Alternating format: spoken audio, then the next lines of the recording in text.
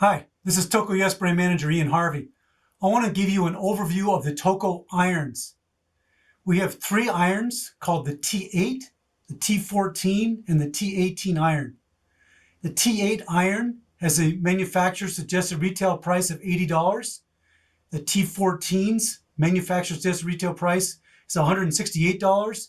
And the T18 is a World Cup level racing iron, and that has a manufacturer's suggested retail price of $440. The three irons are distinctly different. Some of the features of the T8 iron include a surprisingly thick base, which is very important because the thicker the base is with traditional iron technology, the more the heat is shared throughout the base as compared to being only super hot in the area where the heat element is and cool other places. Most people are familiar with using frying pans. If you have a cheap, thin frying pan, the heat goes straight through there and everything's burned there, but then it's undercooked everywhere else. You don't want to have that with your iron because you can burn your base, having one part of your iron being super hot and the rest of it being relatively cool. So you're tempted to turn the heat up and move the iron slower. Having a thick base like this ensures an even temperature throughout the base of the iron, protects your skis from being burned, and is basically better overall quality and performance. For an $80 iron, this is one heck of a deal. Additionally, the base has a pattern on it. This pattern is to ensure that there's no suction between the base of the iron and the base of the ski. Normally, you'd have wax in there, which would be between them, and that's how you're hot waxing. But sometimes you can get suction, which creates a vacuum, and then it's easier for you to burn your base. So that's what this pattern on the base is about. The dial is a stop-step dial. You can hear how that works. So it's a high-quality dial.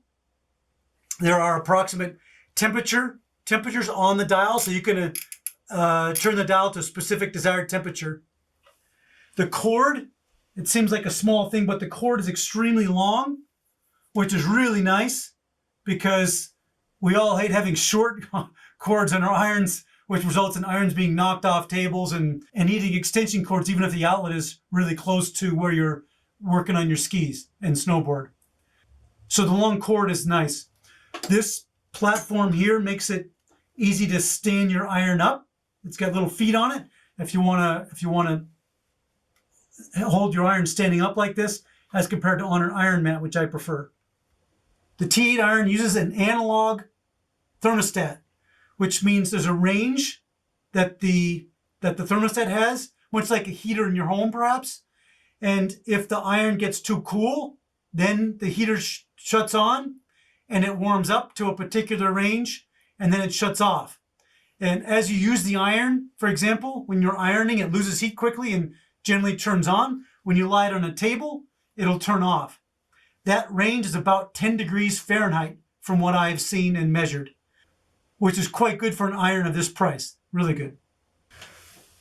The T8 iron also fits nicely in the hand. It is a high quality iron.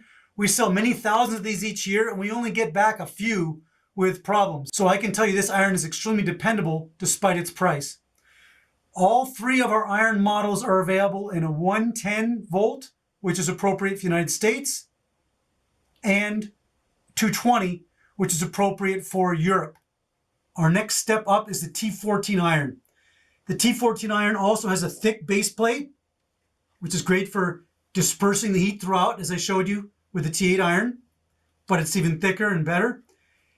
It's also got a pattern on the base to ensure that there's no vacuum creating a damaged base.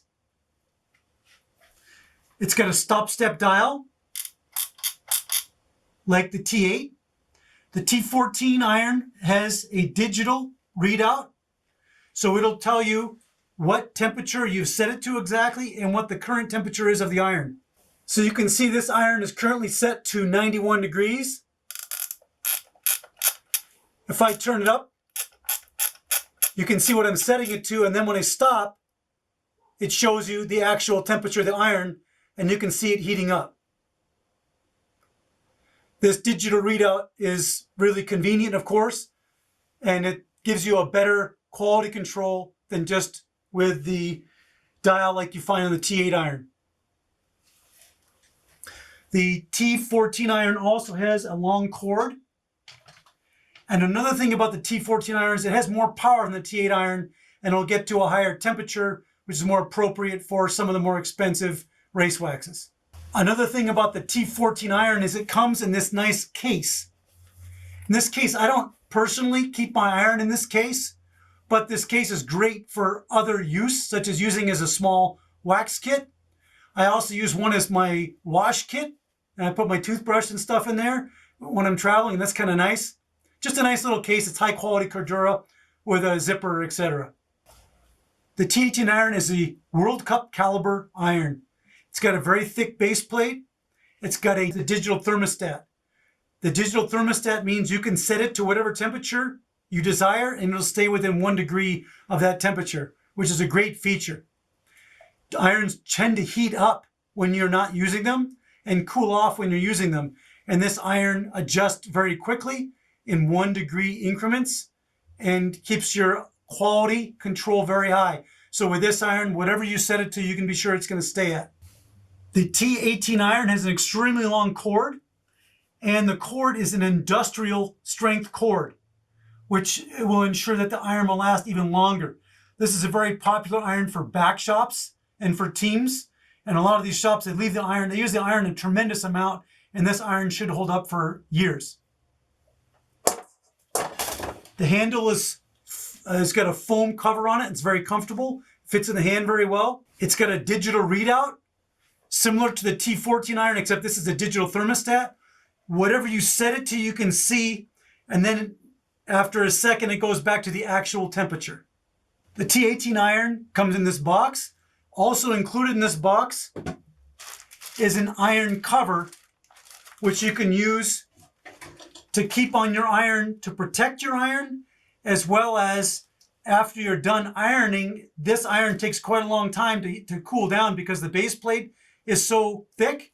You can put the iron cover on the iron while it's fairly hot and then travel with it without damaging anything. So that's a nice feature. There's some confusion about the wattage of the irons. The T8 iron is 800 watts, meaning how much power it has. The T14 iron has 1200 watts. It gets hotter than the T8 iron. The T18 iron is an 850 watt iron, which sounds strange. It sounds like it's only got a little bit more power than the T8 and substantially less than the T14, but that's not accurate. The T18 iron uses different technology, and with 850 watts, it has a ton of power. It goes substantially hotter than the T14 iron. Some of the highest end race waxes require a lot of heat, and this will deliver that heat exactly and accurately. There's some confusion about the accuracy of the irons and how to establish that they are accurate. I get some emails from people who are trying to establish the accuracy of their irons, not just Toko irons, by using an infrared thermometer, those little lasers. They're not accurate when it comes to measuring anything that has a shiny surface. There's something called emissivity. It's where, let's say this iron might be at 350 degrees Fahrenheit.